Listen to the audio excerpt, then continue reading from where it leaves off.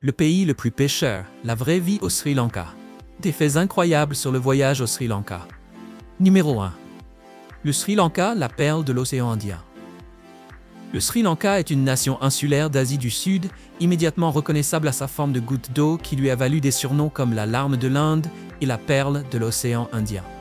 Couvrant environ 65 610 km², c'est la plus grande île du sud de l'océan Indien, mais seulement légèrement plus grande que l'État américain de Virginie occidentale. Le nom du pays lui-même porte une signification profonde. En ancien sanskrit, Sri signifie prospérité et Lanka signifie île, formant ainsi l'expression île prospère. Dans la mythologie hindoue, on raconte que le Sri Lanka était la terre du roi démon Ravana, qui, malgré son titre, était un souverain sage et puissant ayant apporté une grande prospérité à la région. À l'époque coloniale, les Britanniques appelaient le pays Ceylon. Comme ce nom ressemblait au mot anglais sail on, naviguer, de nombreux voyageurs britanniques pensaient avec humour que les habitants parlaient d'une île mythique sur laquelle on navigue dans l'océan Indien. Plusieurs récits historiques évoquent même des visiteurs britanniques demandant où se trouvait cette mystérieuse Ceylon en mer. Le Sri Lanka possède un climat tropical de mousson, chaud, humide et verdoyant tout au long de l'année. Cependant, les régions montagneuses restent agréablement fraîches et brumeuses, souvent comparées à la campagne européenne. Le pays reçoit plus de 5000 mm de pluie chaque année, soit 4 fois la moyenne des États-Unis et presque le double de celle de la Norvège, le pays le plus pluvieux d'Europe. Si vous prévoyez d'y voyager, n'oubliez donc pas d'emporter un parapluie. Abritant environ 22 millions d'habitants, le Sri Lanka affiche un taux d'alphabétisation de 92%, le plus élevé d'Asie du Sud et parmi les meilleurs de tout le continent asiatique. Le singalais et le tamoul sont les langues officielles, mais l'anglais est également très largement parlé. Environ un tiers de la population s'exprime couramment en anglais, ce qui facilite grandement le voyage des étrangers. Le drapeau national du Sri Lanka est l'un des plus anciens au monde, datant de 496 avant Jésus-Christ. Son dessin représente un lion doré tenant une épée, symbole de bravoure et de force. Dans chaque coin du drapeau se trouvent 4 feuilles de bodhi, représentant les 4 vertus du bouddhisme: la sagesse, la compassion, la joie et l'égalité. Avez-vous trouvé amusante la confusion britannique autour de Ceylon? Commentez avec le numéro 1 si vous vous êtes déjà fait avoir par une méprise du même genre. Numéro 2. Des pratiques culturelles surprenantes. L'une des premières choses qui déroutent les visiteurs au Sri Lanka, c'est la manière dont les habitants utilisent les gestes de la tête. Contrairement à la plupart des pays, les Sri Lankais secouent la tête pour dire oui et hochent la tête pour dire non. Cette tradition, issue de coutumes anciennes, laisse souvent les voyageurs étrangers perplexes. Certains pensent même qu'il s'agit d'un signe d'impolitesse sur les forums de voyage, sans savoir que c'est simplement une habitude culturelle unique. Une autre règle essentielle de l'étiquette sri-lankaise concerne l'usage des mains. Utilisez toujours votre main droite pour donner ou recevoir quelque chose, qu'il s'agisse de nourriture, d'argent ou d'un cadeau. La main gauche est considérée comme impure en raison de son association avec l'hygiène personnelle. Offrir quelque chose de la main gauche est perçu comme impoli ou irrespectueux, une croyance partagée dans de nombreuses cultures d'Asie du Sud. L'hospitalité est une qualité essentielle du peuple sri-lankais. Lorsque vous visitez une maison, on vous offrira presque toujours un verre d'eau ou une tasse de thé en signe de bienvenue. La politesse veut que vous acceptiez même si vous n'avez pas soif. Refuser une boisson peut être interprété comme un signe de mépris ou de froideur. L'alcool, en revanche, est un sujet différent. En raison de la forte influence du bouddhisme, boire lors de réunions familiales ou d'événements communautaires est mal vu. Si vous êtes invité dans une maison ou à une cérémonie au Sri Lanka, il est préférable de choisir du thé ou un jus de fruits plutôt qu'une boisson alcoolisée. Une autre coutume importante concerne le contact physique. La tête est considérée comme la partie la plus sacrée du corps. Évitez donc de toucher la tête de quelqu'un, même celle d'un enfant. Ce geste, anodin dans d'autres cultures, peut être perçu comme irrespectueux, notamment dans les temples ou lors d'occasions formelles. Lors de la visite de sites religieux, montrez toujours du respect. Ne tournez jamais le dos à une statue de Bouddha pour prendre une photo. Ce geste est jugé profondément offensant et peut même entraîner une amende. De nombreux temples interdisent également la photographie, alors vérifiez toujours les panneaux ou demandez la permission avant de prendre des clichés. Numéro 3. Des femmes charmantes et talentueuses. Les femmes sri-lankaises sont admirées pour leur beauté naturelle, qui brille sans avoir besoin de maquillage excessif ni de chirurgie esthétique. Elles possèdent la peau hâlée typique des tropiques, des yeux profonds et expressifs, un nez bien dessiné et des traits équilibrés, le tout accompagné d'une silhouette gracieuse et harmonieuse. Grâce à ces caractéristiques uniques, le Sri Lanka a gagné une reconnaissance mondiale dans les grands concours de beauté tels que Miss Monde, Miss Univers et Miss Terre. Un exemple marquant est Jacqueline Fernandez, finaliste de Miss Univers Sri Lanka 2006, devenue ensuite l'une des stars les plus populaires de Bollywood. Au-delà de la beauté physique, les femmes sri-lankaises sont respectées pour leur intelligence et leur qualité de leadership. Le pays a marqué l'histoire en 1960, en devenant le premier au monde à élire une femme. Premier ministre, Sirimavo Bandaranaike, à une époque où l'égalité des genres n'était encore qu'un rêve lointain pour beaucoup de nations. À ce jour, le Sri Lanka a compté 3 femmes premiers ministres, dont Harini Amarasuriya, l'actuel chef du gouvernement. À titre de comparaison, même de grandes puissances comme la Chine n'ont jamais eu de femme à ce poste. Les Sri Lankaises sont connues pour leur nature douce, calme et respectueuse. Bien qu'elles puissent paraître réservées avec les étrangers, elles deviennent chaleureuses et attentionnées une fois la confiance établie. Dans les relations, elles restent discrètes et modestes, car les démonstrations publiques d'affection demeurent encore sensibles dans la société sri-lankaise. Leur partenaire idéal est non seulement accompli, mais aussi attaché à la famille, respectueux et attentionné envers les parents. Ces dernières années, le nombre de femmes célibataires au Sri Lanka, notamment celles âgées de 20 à 35 ans, a fortement augmenté. Selon les données de 2021, plus de 30% des femmes de ce groupe restent non mariées, soit presque le double du taux enregistré en 2000. Ce changement s'explique par un niveau d'éducation plus élevé, des ambitions professionnelles croissantes et un désir affirmé de se marier par amour plutôt que par obligation sociale. Les mariages avec des étrangers sont désormais largement acceptés. Bien que les unions interreligieuses exigent quelques formalités supplémentaires, la loi autorise pleinement les mariages entre citoyens sri-lankais et ressortissants étrangers. Les applications de rencontres comme Tinder, Badoo ou Facebook Dating sont également devenues des moyens courants pour créer des liens. Et puisque la culture locale accorde une grande importance à la famille, faire bonne impression auprès des parents est souvent la clé pour conquérir le cœur d'une Sri-Lankaise. Envie d'en savoir plus sur la façon de séduire une femme sri-lankaise? Laissez un commentaire avec le numéro 3 et je partagerai d'autres conseils la prochaine fois. Numéro 4. Un paysage politique instable.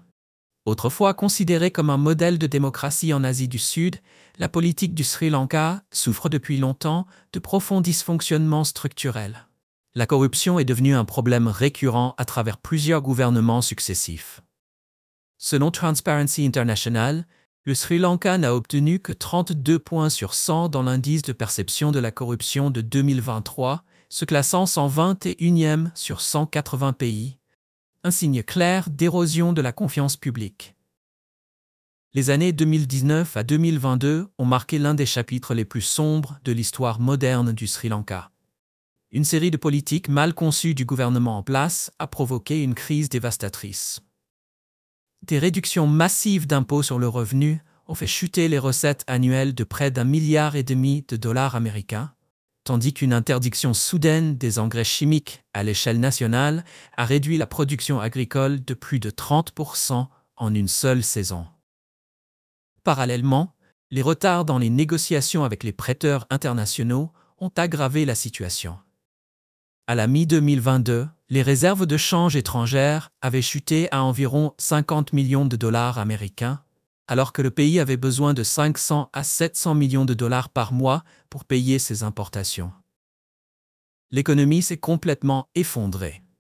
L'inflation a dépassé 70%, la roupie sri-lankaise a perdu plus de 80% de sa valeur, et les biens essentiels, carburant, médicaments et même lait maternisé sont devenus inaccessibles. Des manifestations massives ont éclaté dans tout le pays, rassemblant des centaines de milliers de personnes dans les rues de Colombo. Le 9 juillet 2022, les manifestants ont pris d'assaut le palais présidentiel, forçant Gotabaya Rajapaksa à fuir par avion militaire vers les Maldives. Un événement spectaculaire qui a choqué le monde entier. Les conséquences ont dépassé le domaine économique.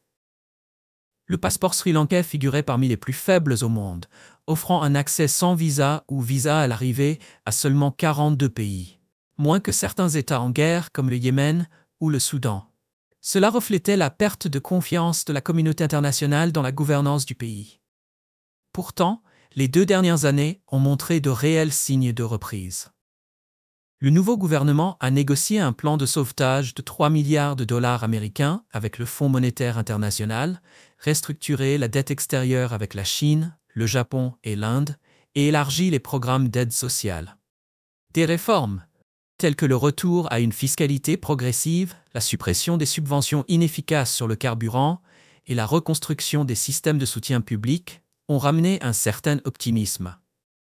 À la mi-2024, l'inflation était retombée autour de 5% et le tourisme a commencé à se redresser, annonçant non seulement une relance économique, mais aussi un retour progressif de la stabilité politique et de la crédibilité internationale. Numéro 5.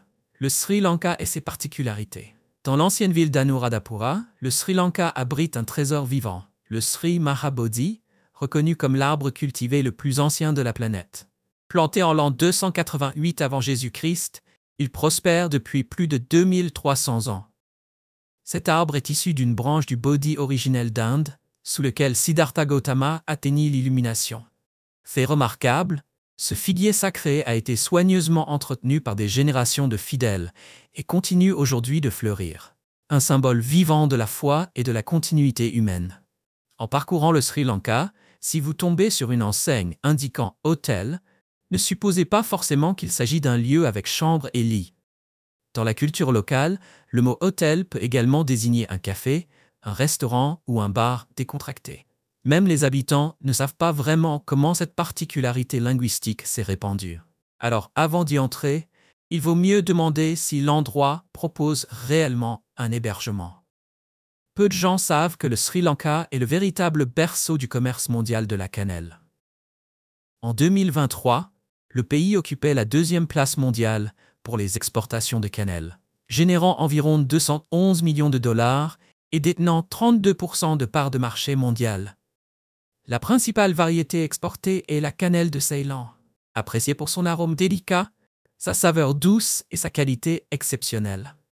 Entre le XVe et le XVIIe siècle, cette épice était si précieuse que les empires portugais, néerlandais et britanniques se disputaient férocement le contrôle de l'île, considérant la cannelle comme une marchandise aussi précieuse que l'or ou l'argent. La langue singalaise ajoute une autre touche d'unicité.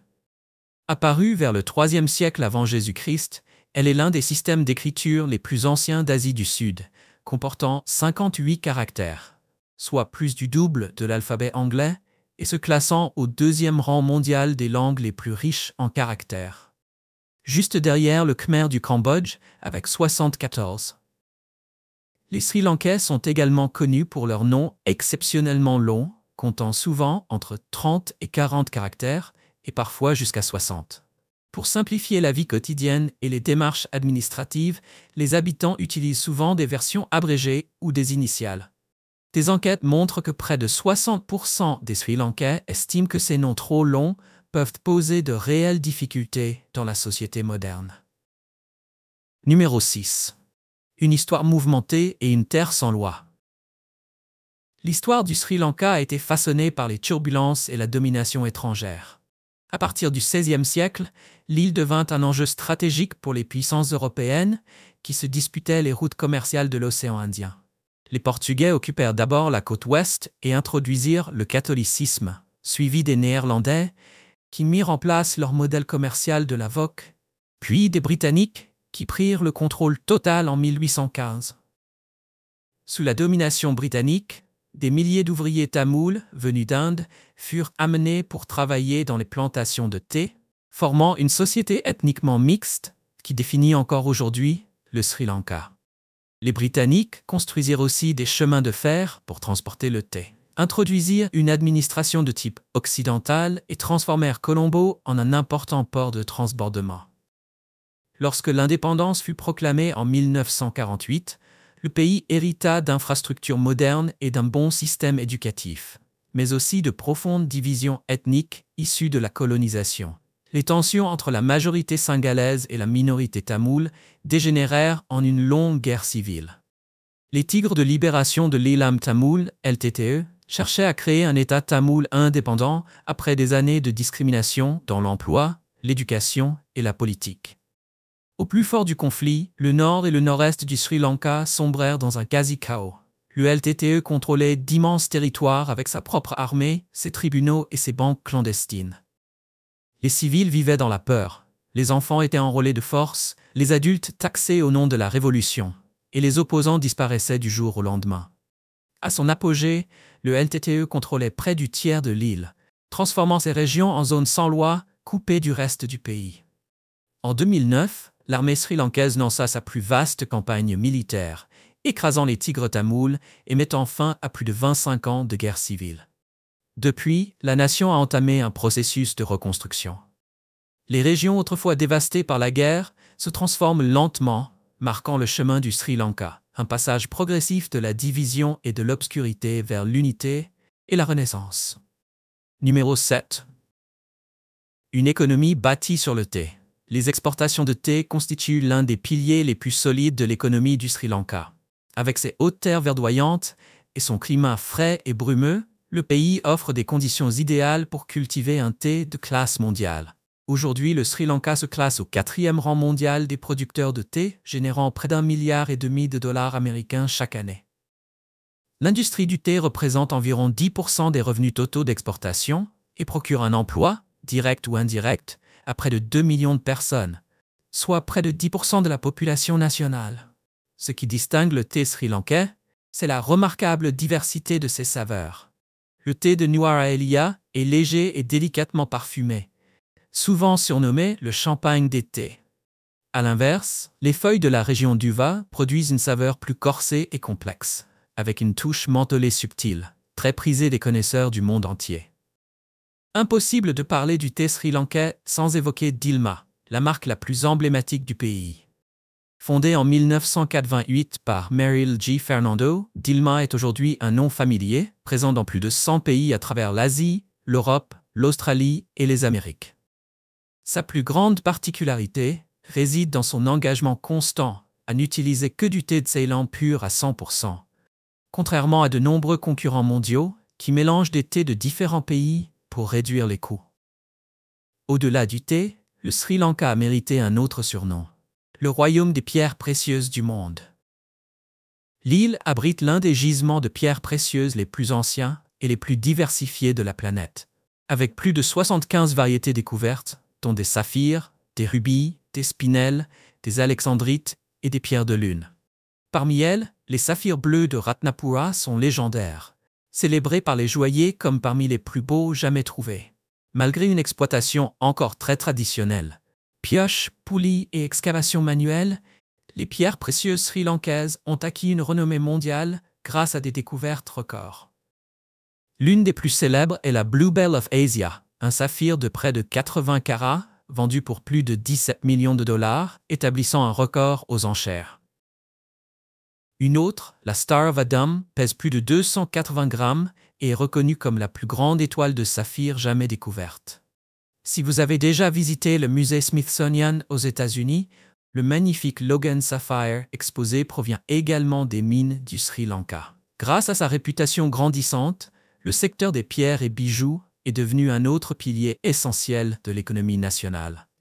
Aujourd'hui, le Sri Lanka figure parmi les 10 premiers exportateurs de pierres précieuses au monde. Et la marque Ceylon Sapphire est reconnue comme l'une des plus prestigieuses et coûteuses du marché international. En 2023, les exportations de pierres et bijoux ont atteint près de 500 millions de dollars, avec un objectif national de dépasser le $1 milliard annuellement. Les principaux marchés incluent la Suisse, l'Inde, la Thaïlande, la Chine et Singapour, tandis que les États-Unis, représentant 23% des exportations totales, demeurent le plus grand partenaire commercial du Sri Lanka dans cette industrie scintillante. Numéro 8.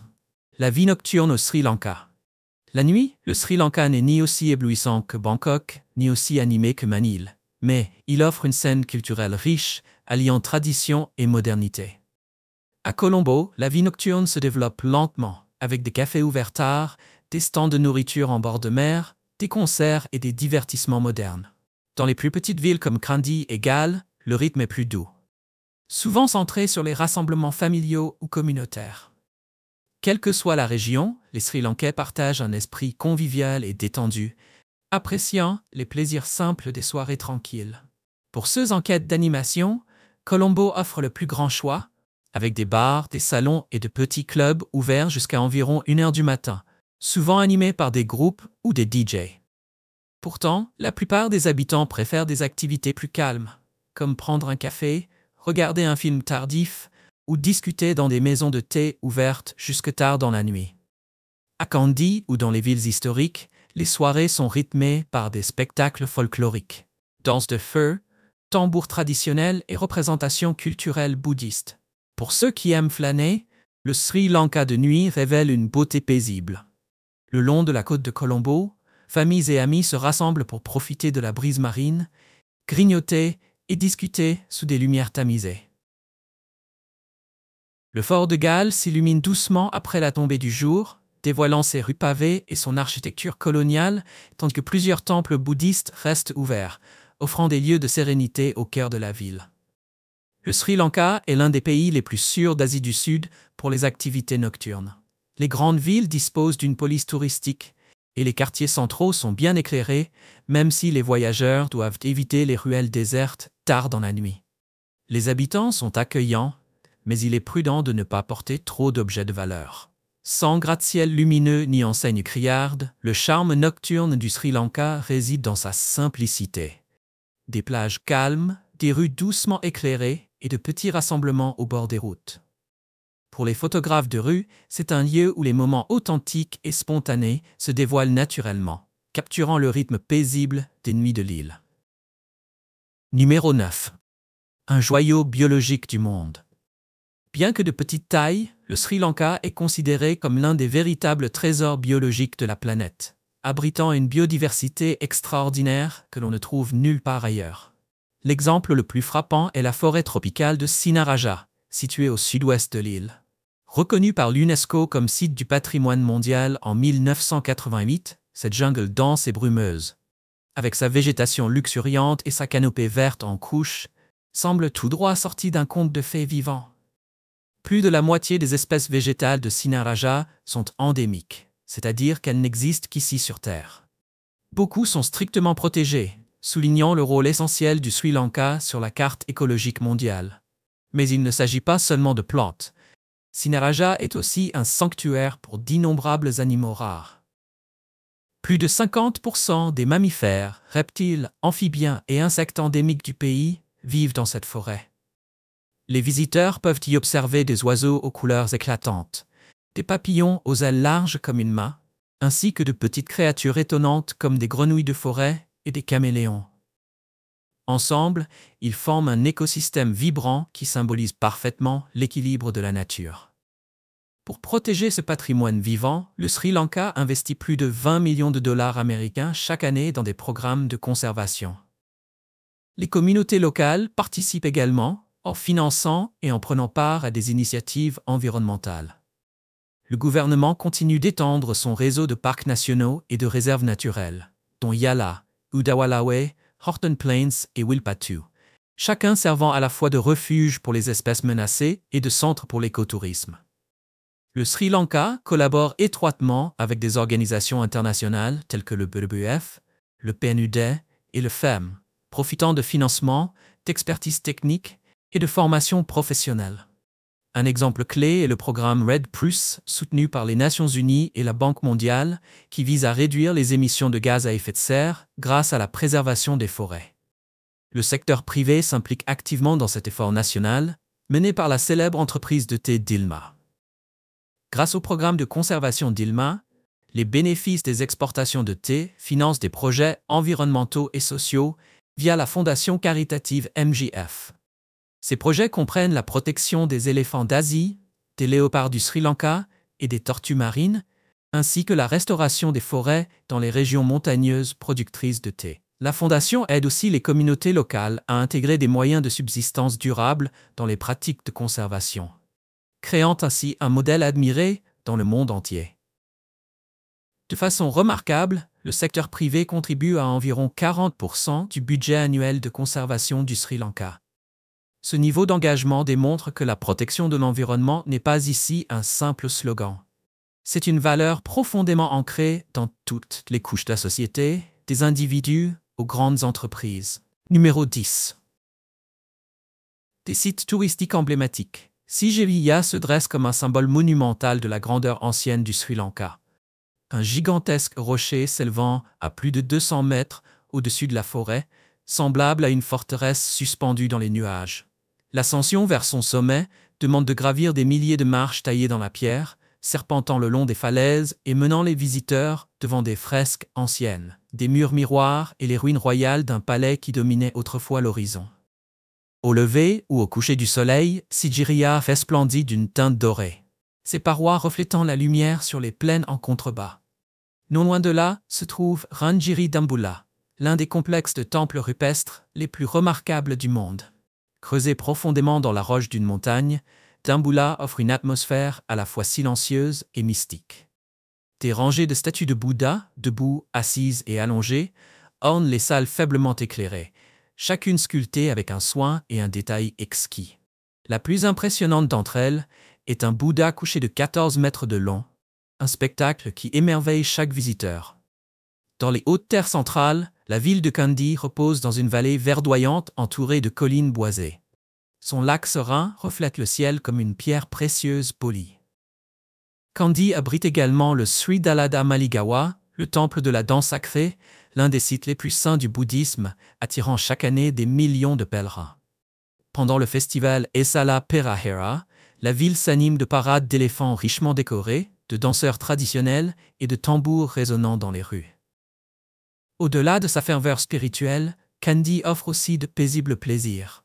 Une balade en bateau au coucher du soleil, une promenade dans la vieille ville ou un spectacle de danse kandyienne qui capture l'âme de cette cité intemporelle.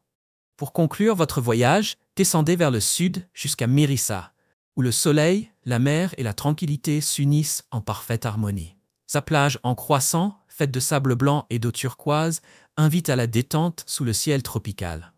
Mais le véritable attrait de Mirissa se trouve au large. À la bonne saison, vous pouvez y observer des baleines bleues et des cachalots géants surgissant près de la côte. Un spectacle rarissime sur Terre. Pour une aventure plus douce, marchez jusqu'à Parrot Rock à marée basse pour profiter d'une vue panoramique sur la côte. Ou simplement, reposez-vous dans un hamac suspendu entre deux cocotiers, écoutant le rythme des vagues. Dans ce moment de calme, bercé par la brise marine et la lumière du soleil, toutes les préoccupations s'effacent, ne laissant que la pure et sereine beauté du Sri Lanka. Numéro 11. Les Sri Lankais sont-ils connectés aux extraterrestres? Au cœur des anciens jardins royaux de Ranmasu-Uyana, près d'Anuradhapura, se trouve l'une des plus grandes énigmes du Sri Lanka. Le Sakwala Chakraya, ou roue de l'univers. Gravée sur un mur de pierre près du lac, elle présente des cercles concentriques, des motifs géométriques et des symboles en forme de flèches disposés comme une carte. Pour l'atteindre, les visiteurs empruntent un sentier ombragé longeant l'eau. Sous la douce lumière du soleil, les marques se révèlent peu à peu, comme si elles étaient destinées à n'apparaître qu'à certains moments de la journée. Cet effet mystérieux alimente les spéculations depuis des siècles. Certains experts pensent que la gravure représente les mouvements astronomiques, tandis que d'autres y voient un ancien schéma hydraulique ou géomantique du système de réservoirs environnant. Mais une théorie plus audacieuse suggère qu'il s'agirait d'une carte cosmique liée à un savoir extraterrestre. Bien qu'aucune preuve ne le confirme, sa conception reste unique parmi les gravures anciennes de l'île. À environ 40 km de là, le mont Ritigala ajoute une nouvelle couche de mystère. Autrefois refuge d'ascètes, ce sanctuaire sauvage est couvert de brume et d'une végétation étonnamment différente de celle sèche qui l'entoure. Même pendant la saison aride, Hritigala demeure humide et fraîche, enveloppée d'un brouillard épais. Malgré sa faible altitude, elle abrite des espèces végétales que l'on ne trouve normalement qu'en haute montagne. Le chemin menant au sommet traverse des ruines anciennes, des bassins de pierre et des réservoirs cachés parmi des racines épaisses et des arbres géants. Les scientifiques y ont relevé des températures de 5 à 7 degrés Celsius, inférieures à celles des zones voisines, ainsi qu'un taux d'humidité exceptionnellement élevé tout au long de l'année. Certaines théories évoquent la présence de failles souterraines gorgées d'eau qui maintiendraient ce microclimat, mais cela n'explique pas entièrement la flore unique ni la brume persistante. Les habitants, eux, croient que des forces divines protègent la montagne. Ils affirment que toute plante retirée de Hritigala se fane et meurt ailleurs. Qu'elle soit façonnée par la science naturelle ou par quelque chose dépassant la compréhension humaine, la magie du mont Hritigala et du Sakwala Chakraya continue de suggérer que le Sri Lanka recèle des secrets bien plus anciens. Et peut-être plus étranges que ce que l'histoire peut raconter. Numéro 12. Les plats emblématiques du Sri Lanka. Pour commencer votre voyage culinaire à travers le Sri Lanka, un plat capture immédiatement l'essence de l'île. Le Kottu Woti, favori national officieux. Son grésillement et son parfum épicé emplissent l'air lorsque les vendeurs de rue hachent rythmiquement des galettes de pain sur une grande plaque de fer, les mélangeant avec du poulet, des légumes, des œufs, des oignons et des épices au curry. Le résultat, une poêlée savoureuse et fumée, pleine de chaleur et de texture. Ajoutez une cuillerée de pâte de piment sambal et chaque bouchée devient une explosion de saveurs presque irrésistible. Mais juste après cette entrée gourmande arrive une surprise qui met au défi même les voyageurs les plus intrépides. Le karawala, ou poisson séché au soleil. Ce plat modeste, adoré des locaux, surprend souvent les étrangers par son odeur salée et son apparence ratatinée. Cuit entier, tête, yeux et écailles compris, il est généralement frit ou mijoté au curry, offrant un goût puissant, profondément marin, réservé aux palais courageux. Pour une expérience plus douce et parfumée, découvrez le lampresse, un plat de riz enveloppé dans une feuille de bananier, issu de l'héritage des burgers hollandais du Sri Lanka. Lorsqu'on l'ouvre, un nuage de vapeur aromatique s'en échappe. Le riz infusé dans un bouillon de viande, accompagné d'un curry d'œufs, de sambal de coco et de viande mijotée. La feuille de bananier, légèrement cuite au four, diffuse son arôme terreux dans le riz.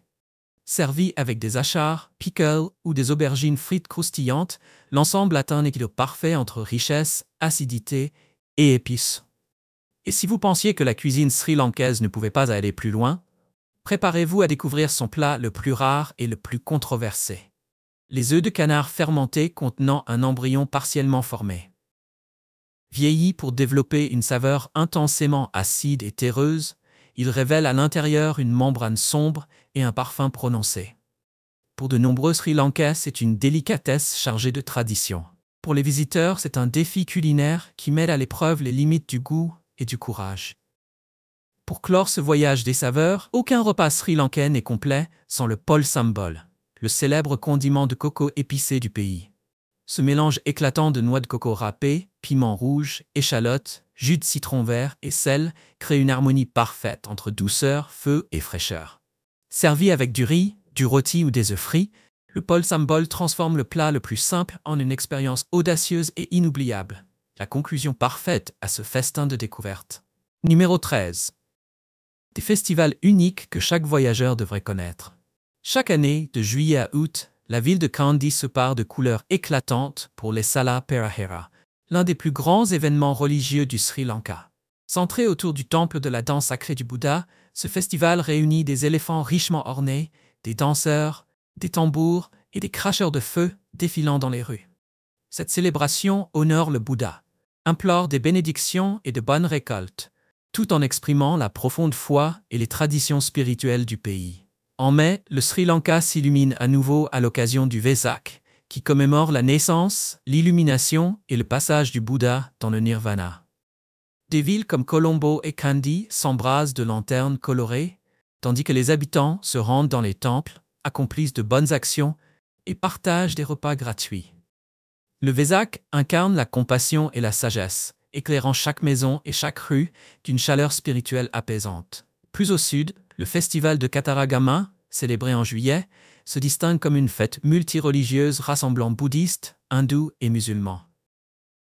Les pèlerins parcourent de longues distances, se baignent dans des rivières sacrées et accomplissent des actes de pénitence tels que la marche sur le feu ou la perforation de la peau, témoignant d'une foi inébranlable et d'une profonde unité entre les religions. Enfin, le Festival des Lumières, ou Poson Poya, célébré lors de la pleine lune de juin à Mihintal, marque l'arrivée du bouddhisme au Sri Lanka. Des milliers de lampes à huile illuminent la montagne et les temples, tandis que les chants et les méditations résonnent toute la nuit. Ce festival rend hommage aux anciens moines et symbolise l'éveil spirituel au plus profond de l'âme humaine.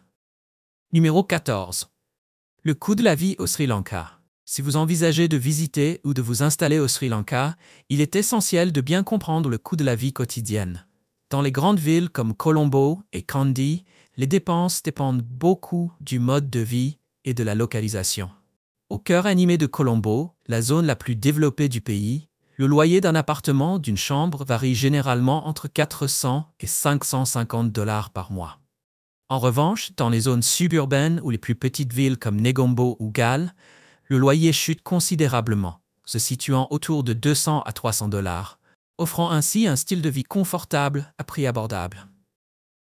Pour les déplacements, le réseau de bus et de trains du Sri Lanka est à la fois fiable et peu coûteux. Un court trajet en bus coûte environ 15 à 40 centimes de dollars, tandis qu'un billet de train pour une courte distance varie de 20 à 60 centimes de dollars, selon le trajet et la classe.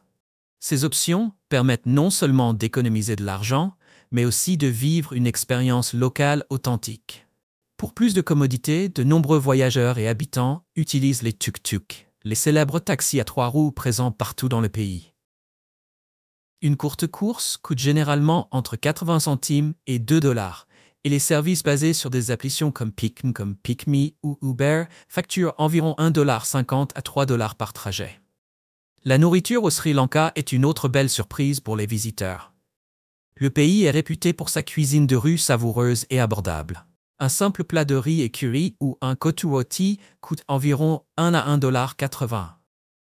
Tandis qu'un repas dans un restaurant de gamme moyenne tourne autour de 3 à 6 $.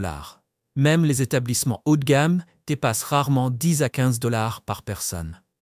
Pour ceux qui préfèrent cuisiner chez eux, les courses mensuelles s'élèvent en moyenne entre 100 et 140 $ selon les habitudes de consommation. Dans l'ensemble, le coût de la vie au Sri Lanka reste modéré par rapport à la plupart des pays de la région. Une personne seule peut vivre confortablement avec 500 à 750 $ par mois. Les plus économes peuvent s'en sortir avec environ 400 $, tandis que ceux qui recherchent un mode de vie plus luxueux ou voyagent fréquemment doivent prévoir entre 900 et 1000 $ par mois. Avec son équilibre entre accessibilité, beauté naturelle et culture chaleureuse, le Sri Lanka demeure l'une des destinations les plus abordables d'Asie du Sud. Numéro 15. Conseil de voyage pour les touristes. Lors de la visite de sites célèbres comme Sigiriya ou la vieille ville de Galle, soyez prudents face aux personnes se présentant comme guides locaux.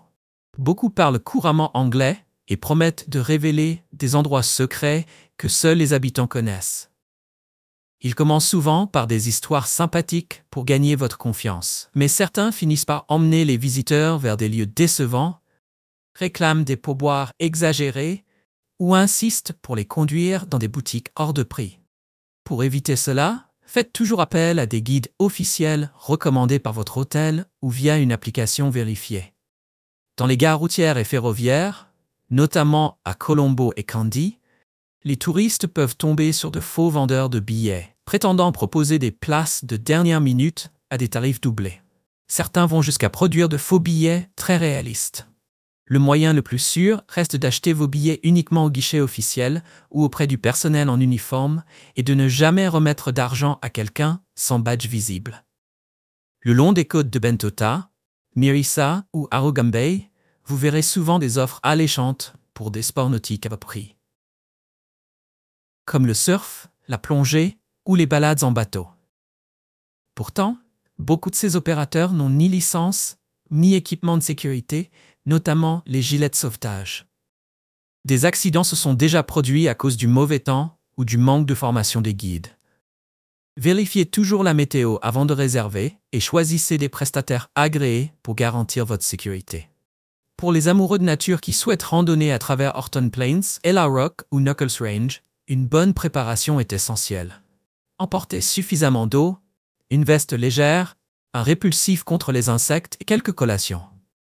Les sentiers peuvent être raides et glissants, la signalisation parfois confuse et le réseau téléphonique limité.